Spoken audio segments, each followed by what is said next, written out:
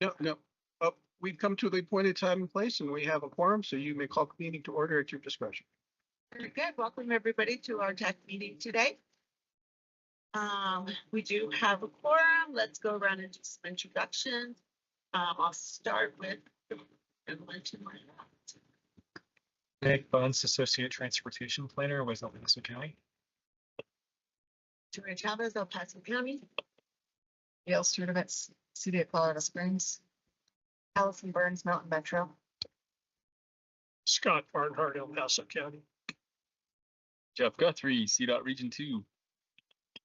Scott Skinner, Transit Liaison, Region 2. And Schmidt, City of Manatee Springs.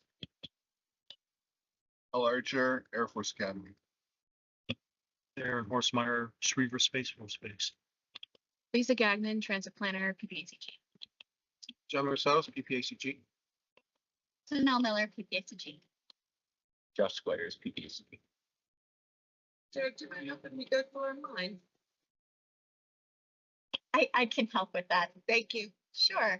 For voting folks from jurisdictions, we have Andrew Archuleta, If you have Andrew from Town of Monument. Ben Sheets, Ben Sheets, City of Fountain. FHWA, Aaron Busto. Aaron Busto with Federal Highways. We have Karen Rowe from Manitou Springs / our regional grant navigator here. G.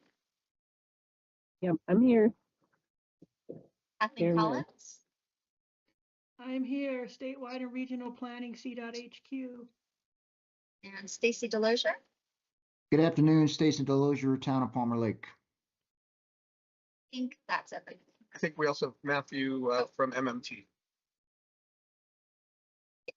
Yes, Matthew Helfant, Senior Transit Planner at Mountain Metro Transit.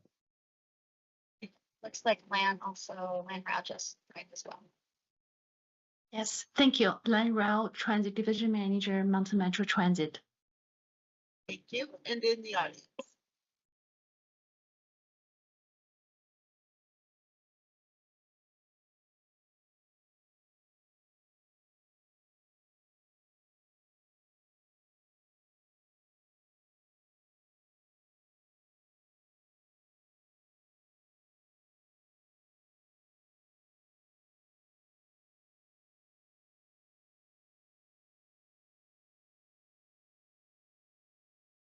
Let's be up behind the curtain, Jerry. Okay, do we have a motion or any changes to the agenda first? No, then I will take a motion to approve the agenda. Gail Sturdivant, I have moved to approve the agenda as published. In a second. And Schmidt, City of Manatee Springs, second. All those in favor say aye. Aye. Aye. You oppose? Right, do we have any public comments or presentations today? We do not have any that were submitted prior to the meeting today. Anybody has any comments in the room, you're welcome to come to the podium.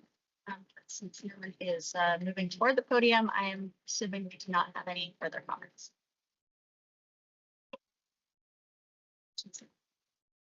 Okay. Sounds like we have none. We'll move on to item number 4, approval of the minutes for November 20th. Does anybody have changes or comments on the minutes? Hearing none, I'll take a motion.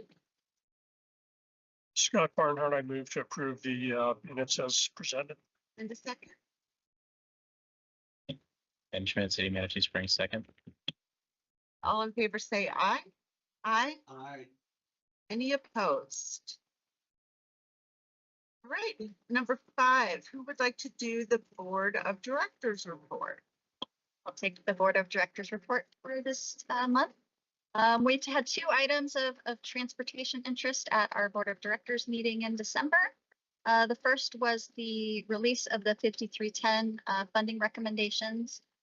You'll hear a little bit more about that from Lisa later on in this meeting. And you heard those recommendations last month. So the board did approve that, and that did go out for public comment. The other thing we had was a presentation very similar to what you had last month regarding the annual safety targets from CDOT. And that will come back for action next month. TAC. Any questions for Danelle on the Board of Directors report? I think number 6, Lisa, you have the Federal Transit Administration item. Yes, I do. Hi, everyone. I'm here to get final approval for the allocation of recipients for the FTA 53 funding, enhancing mobility for older adults and individuals with disabilities.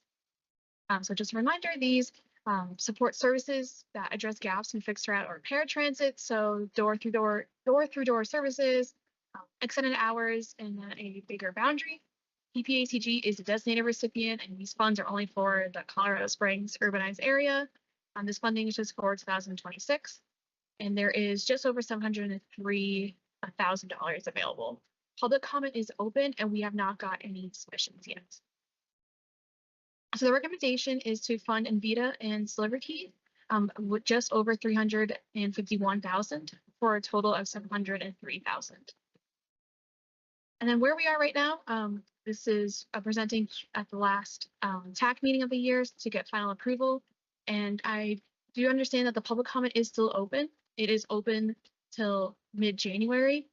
This is not normally what we do. We wanted to get the funding to our providers as soon as possible.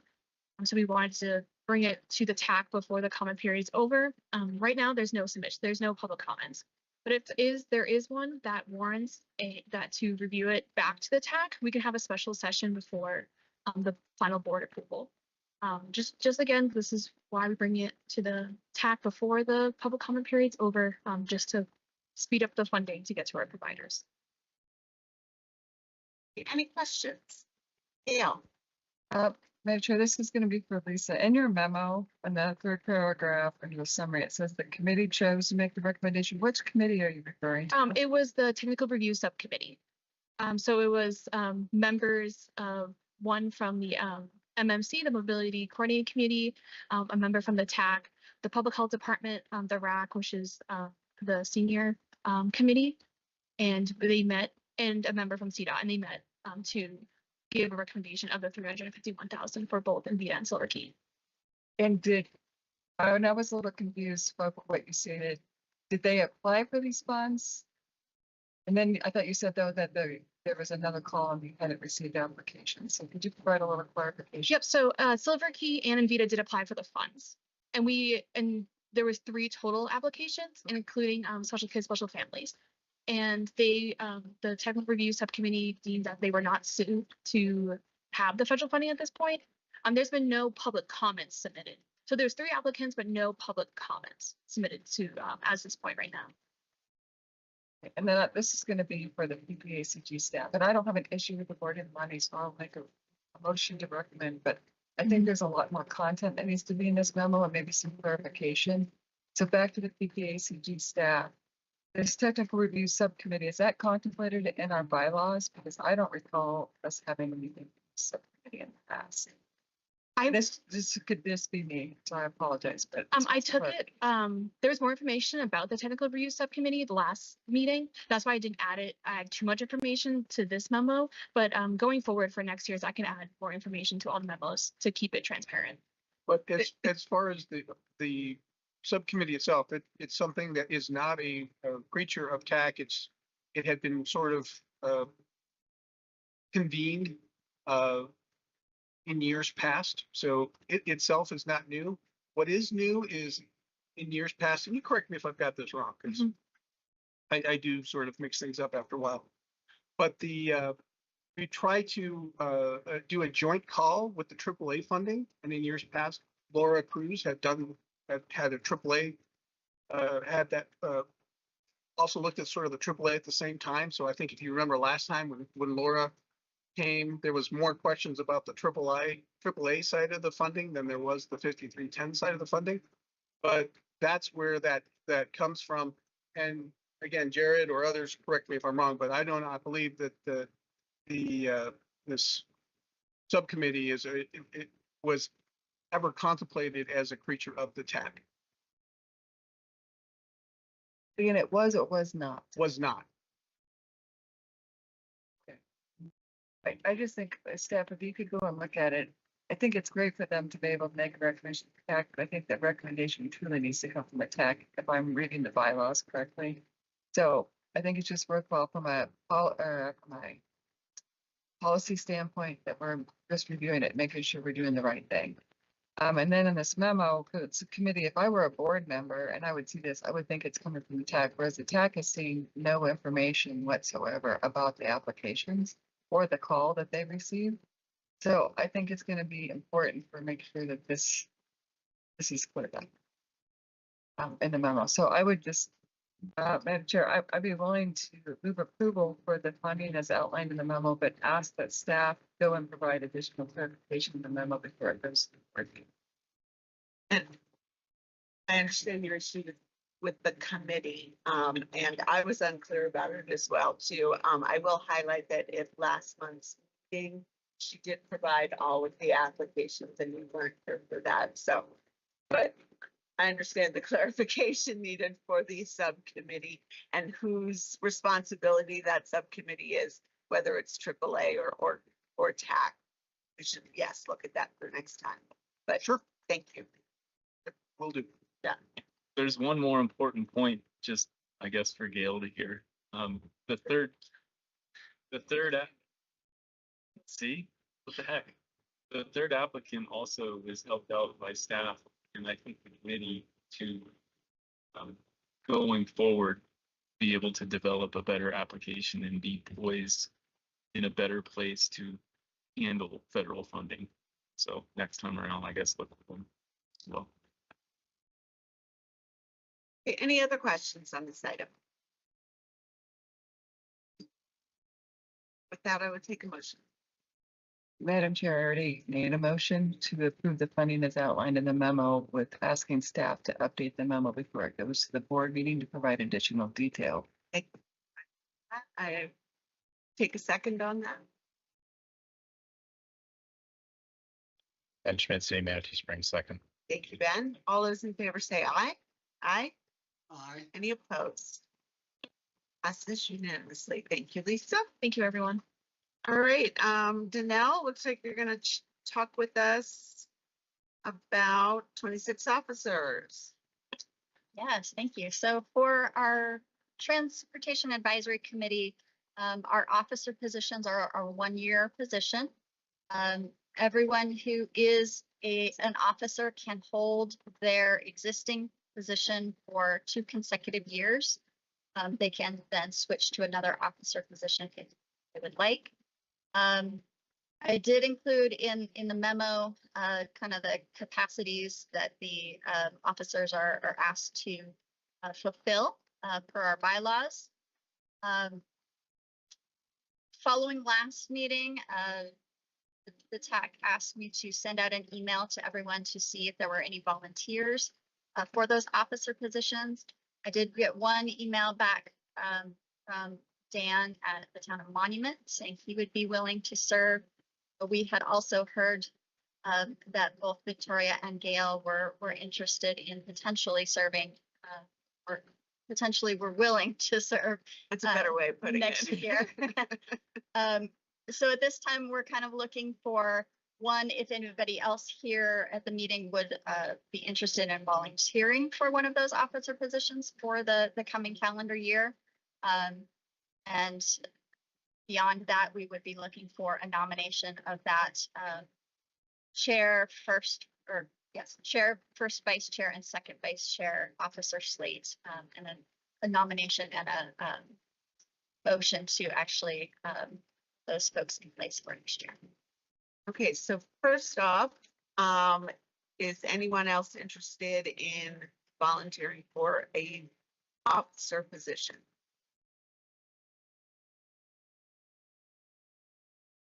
And Andrew, are you here for Dan? I thought Dan was supposed to be on the meeting as well, but I'm not sure exactly where he's at right now.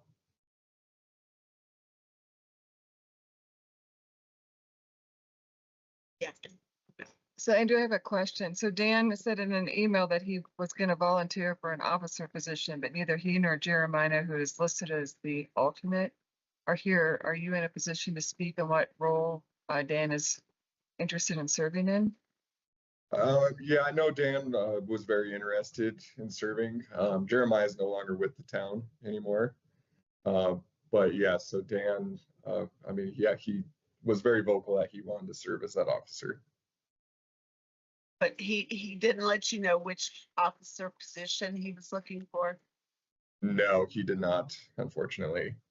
Okay, so let me start with suggesting you go ahead and submit a letter to make sure he's a member of the TAC. He is? Okay. Dan. Oh, thank you, sorry. All right. Gail and I arm wrestled in the hallway earlier. and I lost, so I will be willing to serve as chair for my second year, and Gail as my vice chair, and then Dan after that. So I can't move that, so if somebody else would like to move that, then I'd appreciate the motion. This is Allison from Mountain Metro. I would like to motion that Victoria will stay as head chair. Gail will be first vice chair, and then Dan will be the second vice chair for 2026. Do I have a second? And Schmidt, City Manager Springs, second. Thank you, Ben. Trying to be cognizant of all the work that I've got right now. I wanna make sure I can- Yeah. All right, with that, I will take a vote. All those in favor, say aye. Aye. Aye. Any opposed? That is something I just set up with Stephanie and was annoying. I'm gonna take that as a miss hit on a button and, and oh, Dan, congratulations. If you just joined, you are our second vice chair. Thank you very much. So that's why I know. Looking forward to it. And if you are on the meeting, could you please mute your microphones? Yeah, and So that's also it's not. because, and the rest of them. Can you hear me now? Yes, we can hear you now. Oh, hi. Yeah, I'm looking forward to it. Thank you for letting me jump in. Well, thank you for volunteering. We appreciate it. So I'm probably gonna be doing. Okay, with that, I'll move to item number 7, the safety action plan. Jason.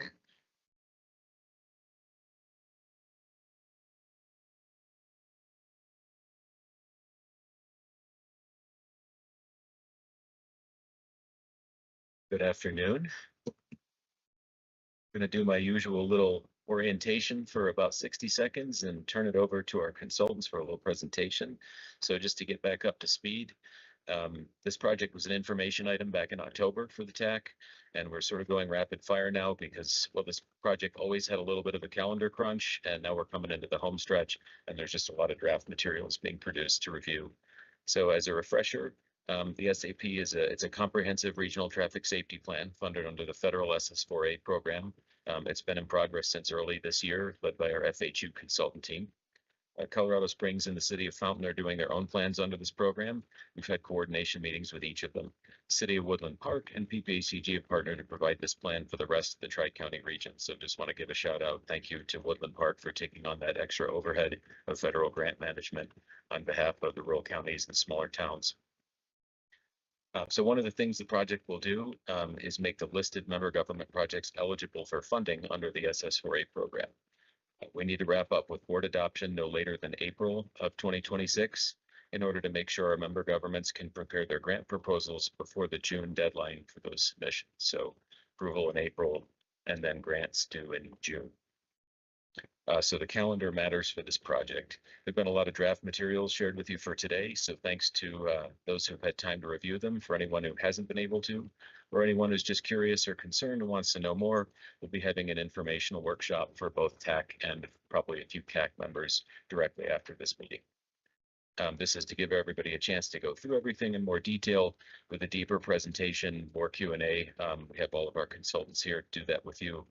So even though a lot of what's in the plan isn't necessarily mandatory or binding, we still want to make sure we're being transparent. And so part of that means providing ample review opportunity for everybody.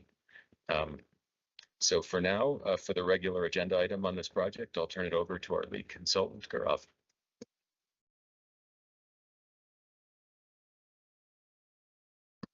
Good afternoon. It's good to do this in person.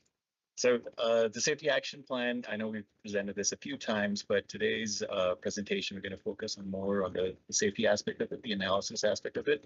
We've talked a lot about the safe system approach and all of those ancillary guiding principles before, but go to the next slide, please.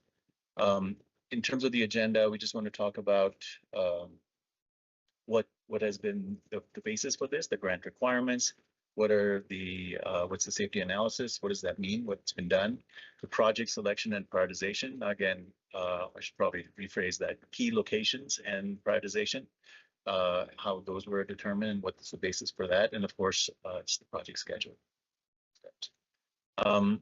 As we've mentioned before, because of the wide variety of topology, it made sense for this to develop a homogeneous set of crash data so that the analysis is consistent throughout and is not overshadowed by one or the other based on population or topology. So we developed this map, which divided it into 3 sub areas, each of which were analyzed separately. So we have the mountainous areas, we have the suburban areas, suburban, urban, around Colorado Springs and Fountain, and then of course, El Paso County, the rural side of the project area. So these are the guiding principles. These are requirements from the Safe Roads, Streets and Roads for All grant program. These are the 7 requirements, everything from leadership and commitment, leadership and goal setting, which is of course a guiding principle for a lot of planning documents. The oversight committee, which is part of the TAC and the CAC, which is essential for transparency, making sure we're on track, along with others from PPACG. The safety analysis of crash data is central to this program. So scientific crash data analysis that informs the final countermeasures and projects and locations of concern. One of the things that this process really puts a lot of emphasis on is stakeholder input and community input, understanding what are the concerns, so that it's not just about crash data, it goes beyond crash data. And then, of course, talking about going beyond crash data, there's also a part about policy and process review so that we can develop a structure that guides future safety efforts, along with all the things that are identified. And then, of course, no plan is really useful unless we're able to track it and there's full transparency. So what is working, what is not working as in the future. So talking about safety analysis. So just a few things that I wanted to touch upon here is, as we've developed this action plan, we've presented on each step that we've completed, and every step that we've completed is based on what's been determined beforehand. So everything has informed everything that comes from what was the network, what was the crash data, how did the two tie in, what are the descriptive analysis, what are the focus crash areas, or what are the crashes of concern rather, and then what does that mean in terms of patterns? What does that mean in terms of developing a network? What does that mean in terms of prioritization? So we've been doing that as we go along and present it at each step. The project rankings that we've developed, again, these are key locations. The projects themselves could be a combination of locations, and that is entirely up to each agency. Prioritization is just a tool that's available to every agency in terms of what the data says in terms of safety performance, but what projects are chosen by each agency is entirely up to the agency, especially with the understanding that if you go for the SS4A implementation grant, a 20% match is required. So there's a financial consideration there as well. So and the last piece that I want to mention is there's a lot of input from local knowledge in terms of safety projects that overlap with a lot of our recommendations, but then some of them are outside our data. But those will also be included in the report because local knowledge and community input and stakeholder input is key as well. So this is just a slide of the process itself from developing the high injury network, the high risk network, and I'll get into each of these as we go. Next slide, please. So the high injury network is basically developed. So we have crash data across an entire region, and it's sort of ambiguous in terms of what does it mean. So the point of the high injury network is to do a crash data analysis along the network, identify segments and intersections that are performing poorly in terms of safety and have a high potential for safety improvements. So visually, you can identify where does the funding need to go. Ideally, we would like to put funding towards everywhere there are crashes, but that's just not practical or feasible. So where is it that we can invest tax dollars to make sure that there are safety improvements that will be important? So that's what the high injury network does. Following this is the high risk network. So high injury network is entirely based off of crash performances, of crash data, what crashes have occurred in the previous few years. High risk is about being proactive. So the high risk or the systemic safety analysis, it looks to provide safety countermeasures at locations that pose a risk for crash, but have not necessarily experienced a crash. So if there are, for example, sharp mountainous curves, you haven't seen an overturning happen, but based on a systemic safety analysis, you identify a certain kind of curve that is highly likely to cause such an overturning, you might want to put a guardrail in each of those locations in the system. So that's just an example of what a systemic safety or risk analysis might result in. Level of service of safety. First, this was spearheaded by CDOT in the early 2000s. The idea is to compare a facility with the expected crash frequency or crash rate frequency actually, and see whether or not a facility is performing adequately or not, as would be expected based on its exposure, which is the ADT or the traffic, that the average annual traffic that you have at the location. So if it's higher than the expected and there are different strata, that means there's a potential for safety improvements, and there are countermeasures that will bring the frequency, observed frequency, down to the expected. And if it's lower than the expected, then great job, let's keep it. The prioritization, again, this is one of the requirements of the SS4A grant program. Once we identify locations, key locations, we come up with a system of developing a weighted score for each location that takes into consideration multiple things. The weighted severity index, which takes into consideration severe crashes, which is the cornerstone of the SS4A program, along with community input, stakeholder input, and other factors. And we will get a lot into that in the workshop after this, where we talk in detail. We've also shared that in memos in the past materials, but it's basically coming up with a score for each key location so that you can have a sense for a prioritization in terms of which is worse than just as bad, for example. Yes. A quick question. And are you doing that region wide, or is there 3 separate lists, one for your mountainous, urban, and suburban categories? Yeah, question. I thought it was separate. So we've developed a high injury network, which includes segments and intersections for each of them separately. And for each of them, we've developed the list of key locations separately, and they're prioritized separately. And again, it's up to, I am anticipating some of the maybe concerns down the road is that, again, when someone is applying, they would say what they're doing, but just because they're not at the top of the list doesn't mean they're not eligible for funding. It is just an input into that application. And again, depends on what the actual eligibility requirements are of the funding source that they're going out. Is that correct? Absolutely. And one thing I might add here is the safety action plan is meant to be a living document, and it's geared towards the SS4A program because that was the funding or the planning portion of it. But this is a plan that we would that should be used for any other safety funding. It could be HSIP, it could be whatever safety related funding is available, but it could help inform locations where funding could be applied. So this was about prioritization. So that's a requirement.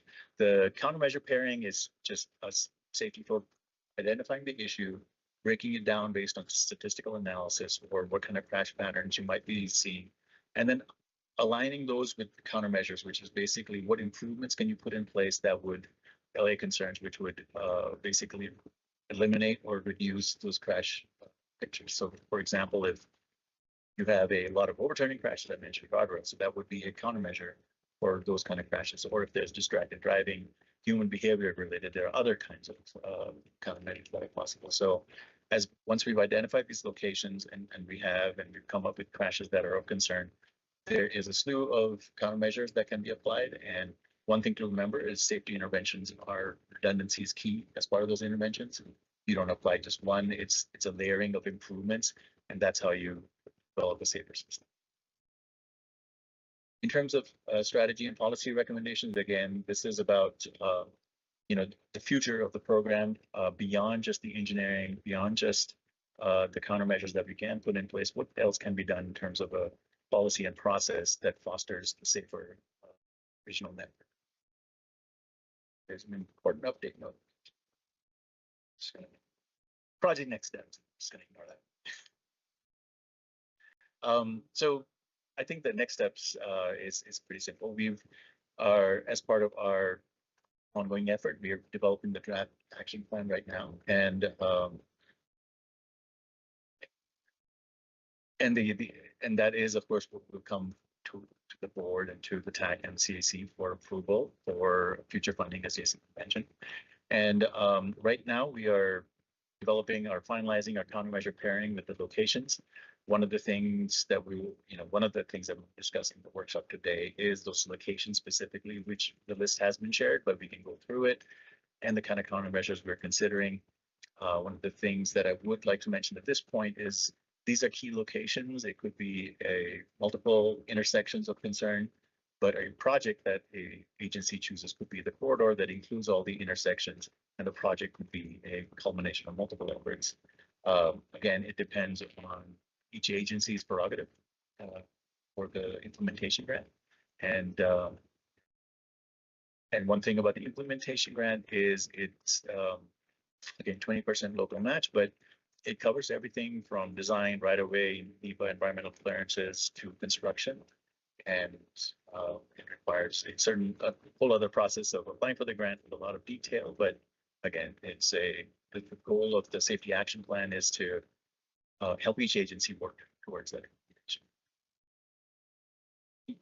Yeah, and that's the schedule. I think Jason had hit upon it quite well.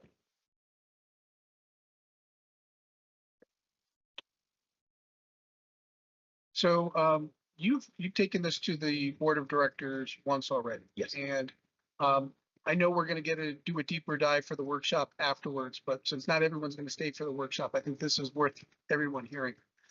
If I remember correctly, there was sort of a different ways of handling the zero deaths or whatever the correct terminology is. And I think you personally, as well as your group, had done the Weld County Certified Safety Action Plan. Larimer, excuse me. And our board of directors sort of liked that approach, and that was philosophically a way of wording it that resonated with them, if I remember correctly. Can you just take a few seconds to let everybody know that we're staying in line with that original board direction? There's not going to be anything sort of weird philosophically down the road. So hopefully that's your question in there somewhere. Yeah. No, I totally understand. It is entirely up to each region. So what John is talking about is the very first thing of commitment and goal setting. So the idea is you can develop an action plan, but it is pointless unless you have a target, a goal that you're trying to reach. And the whole point behind the SS4A program is to break the curve of safety performance, because the traditional ways have improved safety, but we're still seeing a lot of fatalities and seriously injured crashes. So we refer to as KSI crashes. The commitment is very flexible. So there are multiple commitments throughout the region. They range from Dr. Talk, for example, has their, I don't think it's published, but unofficially it's 20 by the year 2040, 0 fatalities by the year 2045, 0 KSI or seriously injured crashes. Mesa County, on the other hand, acknowledges that, we want to make safety improvements, but our goal is a 50% reduction in all KSI by 2050. So there's a range in there. US DOT requires or asks to be eligible that agencies make a commitment that's significant. So what is significant is entirely dependent on each agency. What PPACG region feels is significant could be entirely different. So I hope that answers your question. There's a whole range. 50% is somebody that is one county that felt 50% was well and good, and another one where 100% was well, good. And my only point was I wanted to make sure that everybody understood that the board had already sort of heard that, chewed on that, and already sort of gave us direction. So we're not going to go counter to direction that we've already received from. Thanks. John, can you share what that direction was? Was there a number put out? Let's see if I can remember. Jason might need to help you, put you on the spot. Was it just a percentage that I believe it was?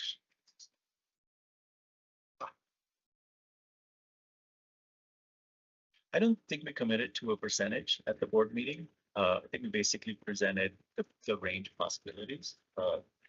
I think the percentage, and I'll check my notes, but the point was that it's not a hard and fast of zero necessarily, and that there's been a range of different commitments in the region.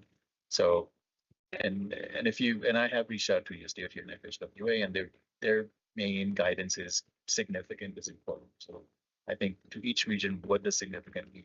It's entirely up to them. If they had already told us, I wanted to know what it was. I just didn't, I don't remember the exact thing, but that is direction you received a couple of months ago.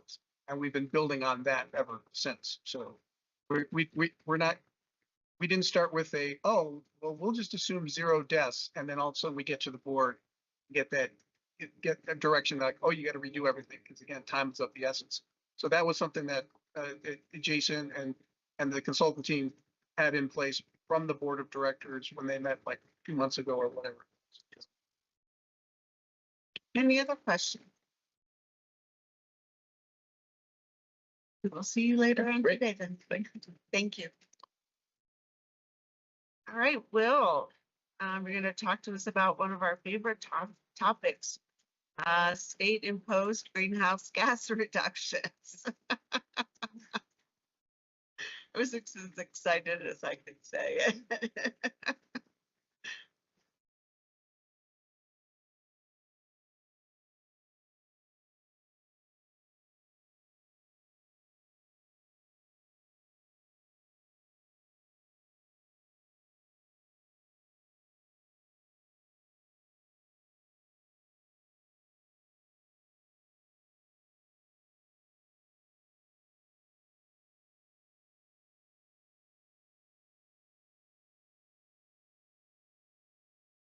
Hello, I'm William Maston, the GIS and Modeling Manager here at PPACG. Today, we're not going to go through all of these slides. We have a 25 slide presentation that CDOT and CDPHE helped put together. We're not going to go through all of that. This is simply an information item for tech, just to keep everybody apprised of GHG modeling, because we did complete it with the most recent long-range transportation plan, really about exactly this time last year. Actually, we were just kind of putting the bow on it and making it through the gauntlet. However, changes have occurred and will continue to occur. And so we just want to keep TAC informed on what those changes are and how they could potentially impact us for the next go round, which we're already trying to prepare for. So in a nutshell, what's going on is our reduction requirements never change. And that's the only thing I want you to kind of just always remember. What we have to reduce is codified in law. So we have to hit a GHG carbon dioxide equivalent reduction no matter what. But how those GHG gases are measured and evaluated are going to continue to change as software is updated, as EV adoption assumptions are changed, as population forecasts change, and a host of other factors are considered. So to walk you through kind of quickly the really the most important things is, first off, population. We've had a lot of discussion with the state. It turns out we're not allowed to take advantage of population reduction in terms of our GHG analysis. So in other words, reduced population reduces GHG, but we're not allowed to take advantage of that when we hit our required reduction amount. So we have to use updated population figures going forward. So even if, again, the population reduces to the point that we were to change nothing else, we would satisfy the GHG reductions. What we need to do is rework our baseline with the new reduced population, and then rework the new project mix to show how we're reducing from that new baseline by the same static number. And that's the thing. It's not a per capita, it's not a percentage reduction. It will always be a static number of millions metric tons that we have to reduce for the forecast years. So DOLA, the State Demographer's Office, is saying Colorado is going to continue to grow, but it's just not going to grow as fast as we originally were thinking. And so our next forecasts need to accommodate that and reduce our population accordingly. What that means is that previously, with nothing else changed, for again, like 2040, we would have to reduce about 10% of baseline GHG. With a reduced population, we would have to reduce about 11% of GHG. So reduced population, because we don't get to account for that change in the vehicle miles traveled that fewer people would have on the network, it means that it's a little bit harder to hit the GHG targets, because again, it's a static number that we have to hit no matter what. That's the first bad news. Next, followed up with a little bit of good news. We are updating the software. The MOVES software that we use is developed by the EPA. And with that MOVES software, it is very sensitive to the vehicle type when estimating greenhouse gas produced, as well as the age of the vehicle mix out on the road. Previously, when we submitted our volumes, it was estimated that a certain percentage were going to be passenger cars, and that's just based on really CDOT's data that they collect through their counters. And then they put it together for the whole state, so everybody kind of uses the same fleet mix to keep it more or less fair. The problem is that what we were counting as passenger cars previously did not, when we put it into MOVES, did not always count for things like Ford F-250s and big SUVs and things like that. And so we realized that those vehicles do produce more GHG, but we weren't counting that. We were kind of underrepresenting it really in MOVES. So we've updated that, and with the update, again, nothing else changing. We put it into the new version of MOVES and the new HPMS vehicle classifications. What we can see is that our GHG rates are now actually quite a bit higher. Again, nothing else changing, just using the new vehicle mix. And it's really what we're doing is we're increasing some of that fidelity of our vehicle mix to say, yeah, we understand that larger vehicles, they're called light duty in HPMS, but they are not all passenger cars. They are going to include things like SUVs and Kia Sportages, small SUVs, all the way up to larger SUVs like Expeditions, as well as pickup trucks. And so now we're accounting for that difference in the GHG. And so as a result, we get higher GHG production. From what we have to do from a planning perspective, that actually is helpful. Because that means, again, because it is a static number, no matter what, we have to reduce by a static amount. If we have more GHG, it's a little bit easier to reduce from, right? If I got to reduce 150,000 tons and I have, a million, well, it's pretty easy to do. But if I only have 500,000 tons and I still have to pull 150,000, that's a much bigger percentage, much harder to do. So this kind of helps us. However, but wait, there's more. This is tempered by the fact that we are now going to assume that EV adoption is much faster than previously projected. So previously by 2040, by 2050, 2040, they were saying about 9% of all the light duty vehicles, including those pickup trucks and SUVs, would probably be EV. Now we're going to assume about 22%. And then looking forward to 2050, we're looking at close to 62% EV adoption rate of all the vehicles on there. So this is a shift from the initial roadmap that was kind of the impetus behind the GHG bill. What they're looking at is from DAF, the Division of Accounting and Finance. It's kind of obscure. I didn't get up. They're looking basically, they're the ones who are tracking vehicle registrations and EV tax credits. And so if they take their projections from what we've seen over the last few years, they're saying it's probably going to be more aggressive than what we originally assumed. Of course, for us, well, that hits against us, because if 60% of the vehicles on the road are EV, it doesn't, if I remove some in our VMT, that does nothing for GHG. That means I only got 40% of the vehicles on the road that are GHG producing, and that's what we would have to try and remove. So a higher EV adoption rate makes it a little bit harder to hit Again, there's GHG targets because again, it's not a percentage. It's always a static number that we have to reduce by. So if we put all this together, if we change the vehicle mix and how we're doing our GHG analysis, and we consider the EVs in there, and then we've got just by themselves, we can see it's not again, it would be about a previously what you're seeing on the top chart is again, that's kind of the previous vehicle mix, and that includes the previous EV rates. So the two of them combined, they kind of almost offset each other a little bit versus down below what it is with the new vehicle mix, again, counting for the fact that even though they're light duty vehicles, pickup trucks and large SUVs create more GHG emissions. However, there's going to be fewer of them on the road because more of them are going to be EVs on the road. So when we factor all that together, it kind of works out a little bit in our favor, just slightly. And so that's the chart that you see on the bottom. So as previously, all things being the same, PPACG would be like 9.4% for 2030 and 10.8% for by 2040. Really, it would be 7.7 and 8.7 for 2030 and 2040. Again, a percentage reduction from the baseline. When you factor that in with the population, that's what we're looking at here. So this last slide is everything. So with the new population and the new vehicle mix accounted for and the EV adoption assumptions, this is kind of what it is. If we had 1.78, again, as our baseline of million metric tons of GHG, and we had to cut 150,000, with everything new, it would be a baseline of 1.95 million metric tons, and we still have to cut that same 150,000. So information item, what to take from it.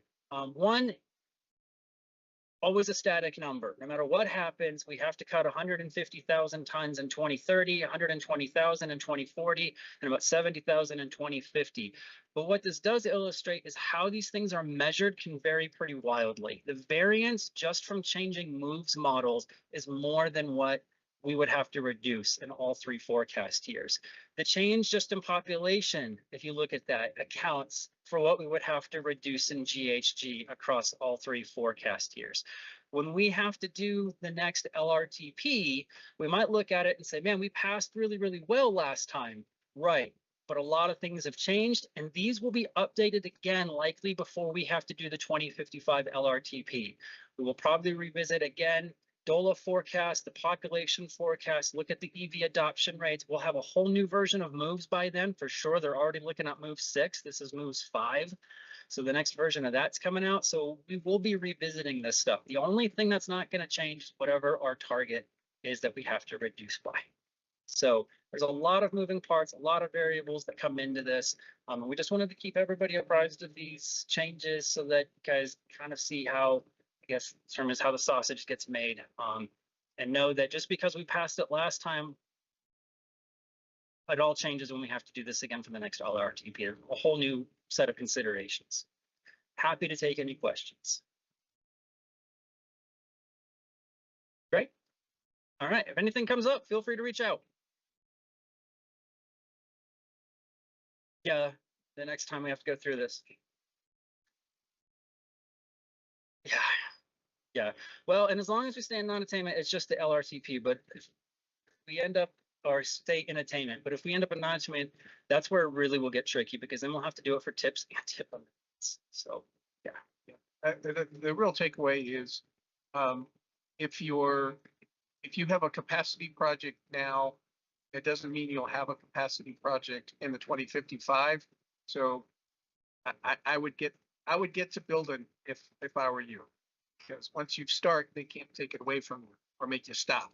Second thing is, and again, this is just my own editorializing and not a commercial, but again, this only impacts the federal funding. So if you're a member of PPRTA, good on you. If you're not, you might want to consider joining. Well, thank you for keeping up on this. We appreciate it. Thank you. All right, looks like we have transportation improvement plan update. Josh. Hi, good afternoon, everyone.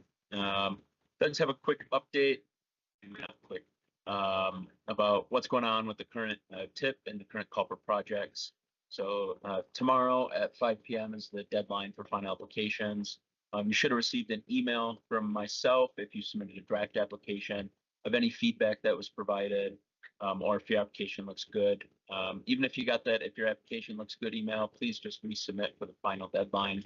And please email those to myself, Michelle Davis at CDOT, Jeff Gunther, Region 2, and Scott Skinner. The project selection workshop will be held on Wednesday, January 7th from 9 a.m. to 11 a.m. We have that as a hybrid meeting. Feel free to attend online or in person, whatever you so please. And then 1 week prior to the workshop, I will send out a Excel sheet that we'll be using in the workshop. I'm going to give a brief demonstration of what PBACG staff have put together and try to get your thoughts on how we can improve that. And then currently PBACG is in the process of scheduling project status meetings. You should have received an email from myself. And if your jurisdiction has not responded to that, please respond with your availability. We're looking to get those scheduled to hold those end of January, early February. And these will be a quarterly meeting going forward. I am going to jump in here and try to share my screen.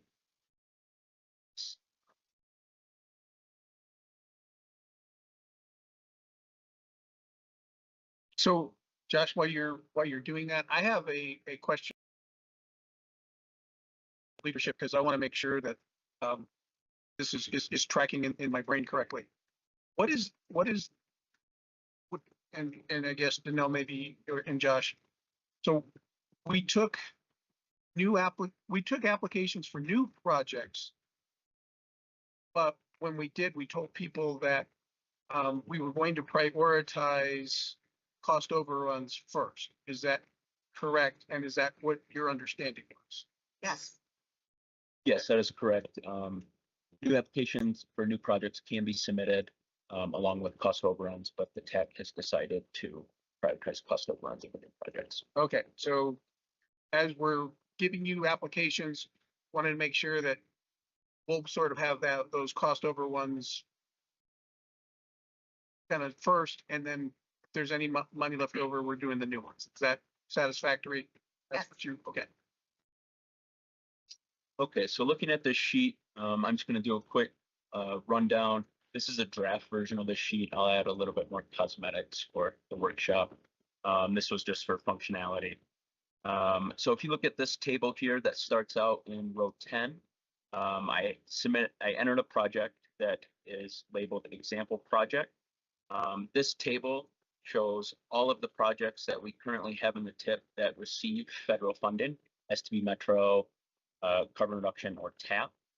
And it's summarized here by the fiscal year, not broken down by fund source in this table. This table up here, all this is an automated Excel sheet. So you'll see 3 more tabs down here labeled for each funding source. That is where, as John would say, the sausage is made, where all the funding is labeled and broken out by year for that fiscal year funding source. So whenever I enter, we can go to example STB Metro. I highlighted here these example projects.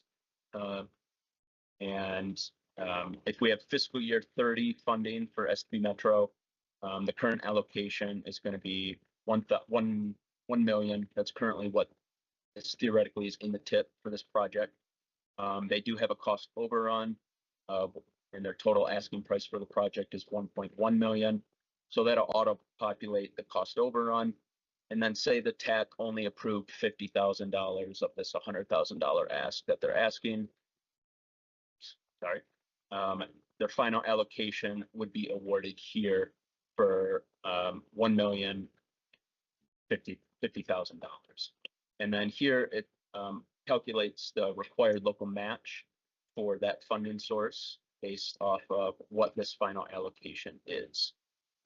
And I did the same for fiscal year 31. So this number here that you see, this final allocation, this is the STB Metro tab. So it'll be pulled into this funding table, and reflected in the 2030 fiscal year for STB Metro. That's the only currently funding we currently have, and this is an example programmed here. So it will show this programmed amount. I can do a live version here. Real quick. So say for CRP in this example project, we have funding in fiscal year 30. The funding program is going to be CRP, and the allocation will be 500,000. Enter that.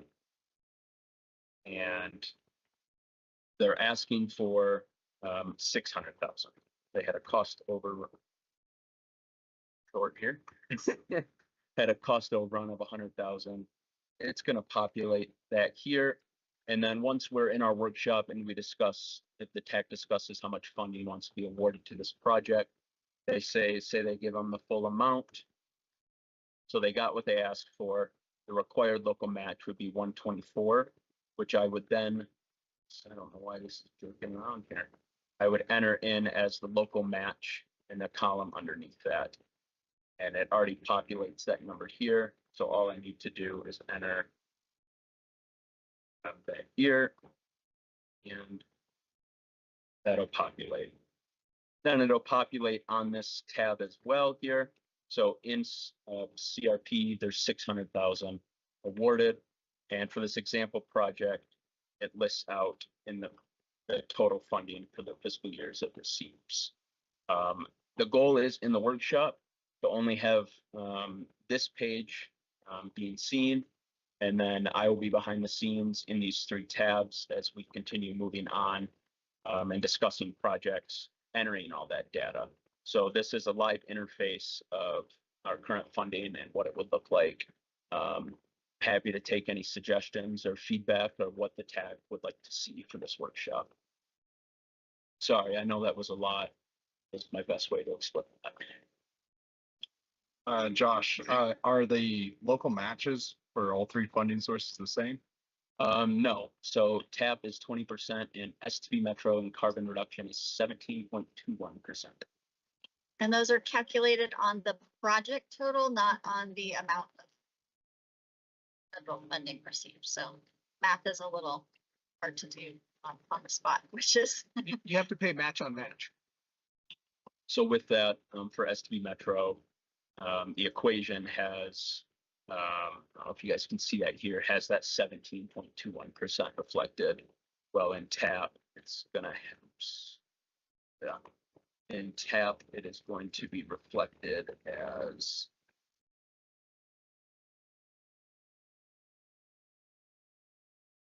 I need to fix that. I'll get that fixed. It should be 20%. I just messed something up there.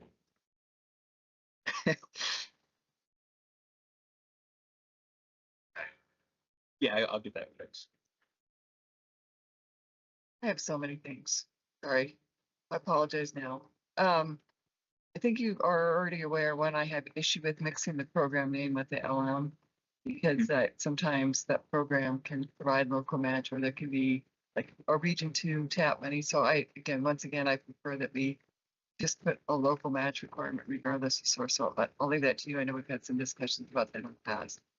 And I know, second thing is on your detailed sheets, I know we need to calculate the local match.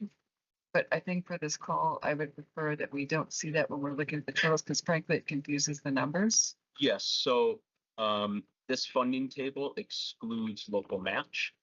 I wrote the function, so local match is not calculated in this. It is just what is awarded in the federal sources. Well, and then let's staying on this page, sorry. Yeah.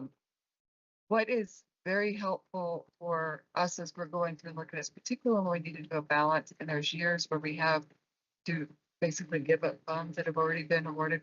By the way, I'll just share with you, the city of Colorado Springs has volunteered to meet all the years that have shortfalls. I just ask that money to come back the first time when it's available, make it easier for everyone. But I think that's going to be important for us to see what we've requested. At the same time, we see what we're being awarded. And then also seeing it by each individual program versus all the programs that we get together. And sometimes And that may be different if we're gonna blend program types for a particular call. So for example, Metro may have something that even though they it's gonna make, so requested TAP, they could be eligible for funding and either under TAP or CRP, and so they may have different funding sources, which has happened often in projects. As we're looking at a way to fully fund them. Anyway, I just think we're gonna need a little bit different snapshot up front to be able to balance. I don't know. Thoughts? Yeah, can I ask a clarifying question? For those snapshots, do you want to see all of the projects in the tip with that funding source or just the ones that are changing? Just the ones that are changing. So I know, I'll just use the city for an example, since we're volunteering to take some of the years we have shortfalls. The only reason we're just doing it for a balance, so you may have to pull a project up that we're gonna give, for example, 73,000 and change back at CRP money in 29, but I'm gonna be asking for part of that 555 and 30. So that's just a project that's really just there for accounting purposes. And then we'll have ones that are there for the cost overruns. But on the city engineering side, I know we have two significant ones that have cost overrun. And Metro has a couple as well. To be able to see what years we've requested funds and do a comparison, almost depending then that, if Manatee has funds in the same year, we can talk about the cash flow management or expenditures. I take half 1 year and half next year, and likewise, we can both advance their projects on a similar timeline. So we're trying to be able to still be able to award the funds based on everyone's calls as much as possible at trying to find a cash flow. And we just need to have that snapshot and tool. So I think we're close, but maybe not quite right there. And I know you guys have, Josh had to listen to me talk about this in the car while I was driving into the Black Forest. So this did not probably translate as well, but I think that's what we need. And you've been through projects and we have others. Honestly, I'm not that good to be able to look at the spreadsheet right here and say what I think it needs or doesn't need. You're far better at that than I am, but comments from others, welcome. Yeah, I do think having that snapshot available does help us if we can shift things or move things around and be collaborative in future years, but you may not be married to a specific year of needing to do the projects. And I think that's the intent for all of us to come together to be able to adjust and see on the fly how we can shift and work in real time to update your sheet. So from my understanding, sorry if I got this interpreted wrong. So you're asking for, so hypothetical example, you want to move a project funding that you have, say, in fiscal year 28 to fiscal year 30. You would want to see that on the sheet in active time, correct? Yes. Okay. Short answer is yes, but I think we also want to see that with everything that's being requested underneath that funding source. So if Ben and I, each our municipalities have, I'll just throw Mountain Metro in there, because this would get the city next to me, right? The three of us all are vying for the same dollars in 30 under STP Metro, but there's dollars in different years. Depending on how our progress progress, we could take the monies sooner or later. It's almost always later. And be able to do that, to be able to balance everyone's requests or get closer to balancing everyone's requests for funds. We need to be able to see that all the time. It's always good to know what we ask for, or like, I know what I asked for, but I'm not gonna know what Ben asked for unless I'm seeing it on the snapshot. I can say, hey, Ben, would you be able to shift this, or can we split this in these years? Can we split this in this years to be able to achieve all the goals of capital federal funding through projects? And we know those projects, we all have an idea too, what the cash flow needs to be in a lot of these projects based on the size of the project as well. So just a tool that would be helpful for us. So would you prefer that instead of just having this table that starts in row 10, that just captures the total amount of funding in each fiscal year, I just have the projects themselves in this table that's broken out by fiscal year and funding source? Yeah, but I think what you're showing is just the the request. What we're gonna need to do is see is what we're proposing to award in those same years. So under columns D and E for that second table, frankly, I don't think they're gonna do anything for us. But Fees. what you would, yeah, so that column and that column, I don't think that's gonna do anything for us potentially. Let's reserve the right to come back and say this, but to see what we're requesting in 26 through 31, so that right now this is just the request, unless it's previously awarded money. So this- And then when we go to see what's funded, we need to be able to see side by side. So you almost need to duplicate that fiscal year 26 through 31 table and see your totals, the question name of the totals requested, total awarded, so you can see what that difference is in that delta. I don't know if that makes sense. Victoria just wants to know how many. That's all I care about. Yeah, so for example, I think we could be able to shift if there are those duplicates of request versus reward, just duplicating each one of those columns there. Then basically what we could do is say, you know, if there was a smaller project that could fit in for say fiscal year 28, but wasn't requested until 29, then we'd be able to kind of see in real time to be able to shift that and say, yes, we can, like, I can move one of my projects up or back, and then you would be able to adjust that award to make sure that we could afford as many projects as possible. I think it's going to be iterative as we get into it, but I think those duplicate columns are a good idea. Can I ask one more clarifying question? In this summary table, would you prefer one summary table for each funding source? Would that be clearer to see? I think that was gonna be helpful, or a way to sort this, so you're only seeing one at a time, whether it's each of those three funding sources.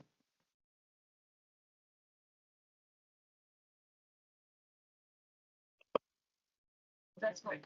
I actually think with the table you have built is okay. I think you add a column up front so you can sort it by funding source. So Victoria did ask a question. What happens if you have two funding sources? So for example, if you had an STP and a TAP, you're filtering it, you can select both of those, or we can drill down on a project by project basis to see where it is. And I can see you've got filters on here already, but I think that's one thing that's going to be helpful. So we're seeing everything that's got requests for STP. We go and balance that. We go into CR, we go and do TAP. And if there's projects that are on the borderline, that can have multiple funds, or we need to drill down this. Yeah, I can definitely look at that.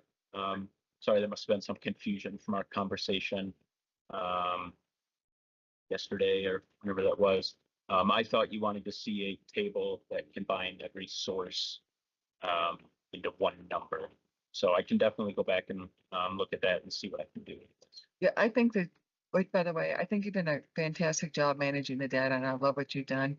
It's building this summary table, and I think with what you have, here what we're seeing on the screen, if you add one column probably to the far left, you can sort by funding source.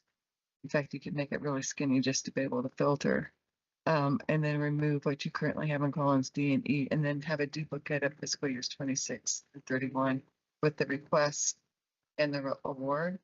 The one thing that might be helpful, because you're going to be doing this live updates, and so you're going to start modifying the requests, that I would recommend that you take a snapshot and paste the actual figures in for the existing request, so we have that comparison to be able to do that.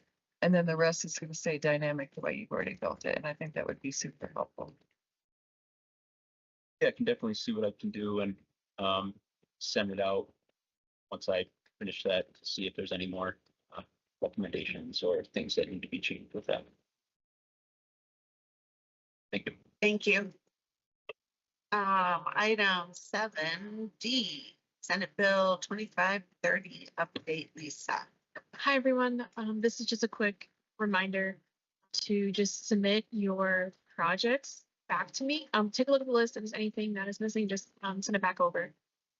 I would like them by next week, just because I have till the 31st to send this out. That's all. I've gotten some back. This is just a reminder for the rest of the agencies. Is the 30th deadline, I think, is in state law, right? It's in SB 30. Yeah. That Are required to submit by the end of the year or whatever? No, I'm required to submit by the end of the year. Oh, so that's a CDAT deadline. The MPO is Okay. required by December 31st to submit by the end of the year. So I just need the agencies, if there's any adjustments. If there's not, just quick email, all set, you know, anything along those lines. And then I'll submit what I already have to CDOT. Question. All right, 7E, CDOT update. Thank you, Jeff Guthrie, Region 2. I have two quick updates. A reminder to the group that our Region Transportation Director, Shane Ferguson, will be presenting to our Transportation Commission in January our proposed Region 2 10-year plan list of projects. Pending anything changing, hopefully not, fingers crossed, because I've looked at those spreadsheets entirely too much. We anticipate adoption by the TC in early spring 2026. And then secondly, I'm excited to have a second update because an email came in at the beginning of this meeting from our headquarters. There is a community traffic safety mini grant program that Colorado Department of Public Health and Environment and CDOT are administering, and it truly is a mini grant program because there is a total of $30,000 of available funding. Applications are due January 30th. This is a community traffic safety mini grant initiative. The funding opportunity aims to support communities to implement data-informed, evidence-based approaches to address traffic safety issues for populations impacted by serious injury and fatal crashes. Priority will be given to first-time grantees and projects that focus on reducing serious injury and fatal crashes for young people, young drivers, older people, older drivers, and non-motorists, including pedestrians and bicyclists. See, the application deadline, I believe, is the end of January 2026. I have forwarded this along with a information frequently asked questions sheet to Danelle and our other NPOs and TPRs in Region 2. The information or the forwarded email has the point of contact at our headquarters, but as always, do please feel free to reach out to me for any questions and I will point you in the right direction. I have nothing more, Madam Chair. Thank you. Anybody else from CDOT? This is Kathleen. Happy holidays. Thank you, Kathleen. Anything else? Not really. I think Jeff got it. Okay, very good. So are there any items for future TAC meetings that we have not already discussed today? Perfect, lovely. Member entity announcements. I'm sorry, I jumped there, but anybody have announcements for the group?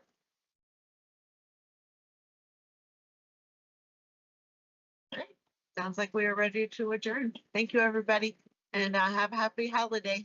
Thanks. When are we gonna, everybody hold, let Jason tell you what's gonna happen with the workshop. Yeah, so this is outside of the regularly scheduled meeting. Because there are a couple of non-TAC folks that we're expecting to attend who want to participate, we had to sort of set a time, so we couldn't just do it whenever the TAC is done. So officially it's scheduled for 3:30, but there was a note in the invite that says we might start as early as 3. So if anybody who's planning to stay for the workshop wants to take a little break till 3, that would be great.